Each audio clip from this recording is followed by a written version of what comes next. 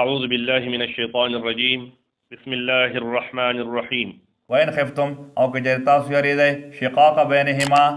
د مخالفت په میند د دې دواړو کې د ښځې خاوند کې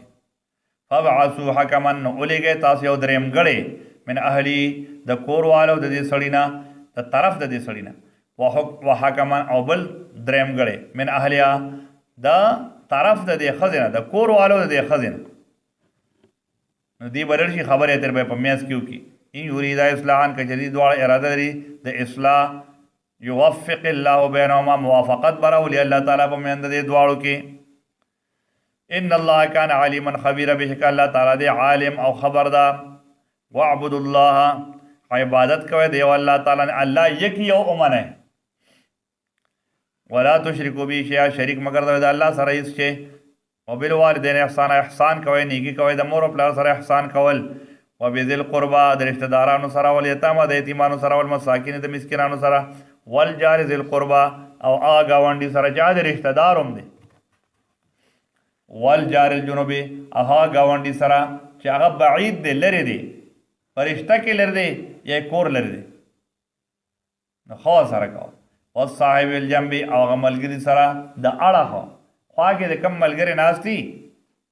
نو د هغې سره ښه کوه وابن السبیل د مسافرو سره وما ملکت ایمانکم او هغه چې مالکان دي خلافونه ستاسو وینځي غلامان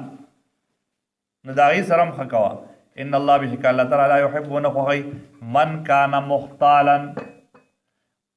فخورا هغه څوک چې وي متکبره او فخر کوونکي الذین یبخلون هغه کسان چې هغې بخل کوي شومتیا کوي په مال باندې شومتیا کوي ویامرون الناس بالبخل او حکم کوي خلکو ته د بخل د شومتیا ویکتمون او دې پټوي ما آتاهم الله هغه چې ورکړي دي ته الله تعالی من فضل د مال خپل نه د فضل خپل نه مال خپل واعتدنا للکافرین تیار کړي د موږ دپاره د کافرانو عذاب مهینا عذاب د ذلت مهین سپکوونکې ذلت آمیز ذو اهانتین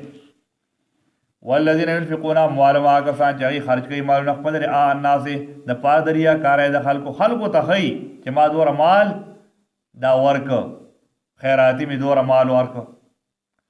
ولا یؤمنون بالله او ایمان نه لري په الله تعالی باندې ولا بالیوم الاخر نه په ورځ د قیامت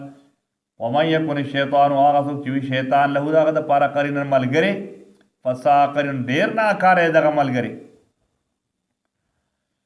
وماذا علم څه شوي دي په دې باندې لو آمنو بالله که چې دوی ایمان راوړی په الله باندې والیوم الاخر په ورځ د قیامت وانفقوا دوی خرج کړی وي مما رزقهم الله د هغه مال نه چې ورکړی دي ته الله تعالی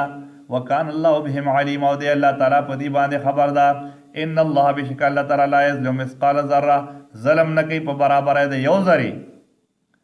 وان تکو حسنه که چېرې وي نیکي یضاعفها الله به دو چنده کی ویؤتی من لدنه وربکی الله تعالی د خپل طرف نه اجرا عظیم اجر لوی فکیف اذا جئنا څرنګې حال وی په هغه وخت کې جئنا من کل امت چې راولو موږ د هر یو امت نه بشهید په یو ګواه سره وجئنا بک موږ راولو تا لره پیغمبر علیه السلام علی هؤلاء په دې کسانو باندې شهیدا ګواهي کوونکې یومئذ په دغه ورځ باندې یود الذین کفروا غواړي به هغه کسان چې کافر دي وعصوا الرسول او چې نافرمانی یې کړې وه د پیغمبر علیه السلام نه څه به غواړي دا به غواړي لو تسوا بهم الارض دا چې هواره شوې په دې باندې دا ځمکه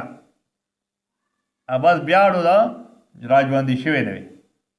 ولا یکتمون الله حدیثا او دی به نشي پټولی د الله تعالی نه حدیثا یوه خبره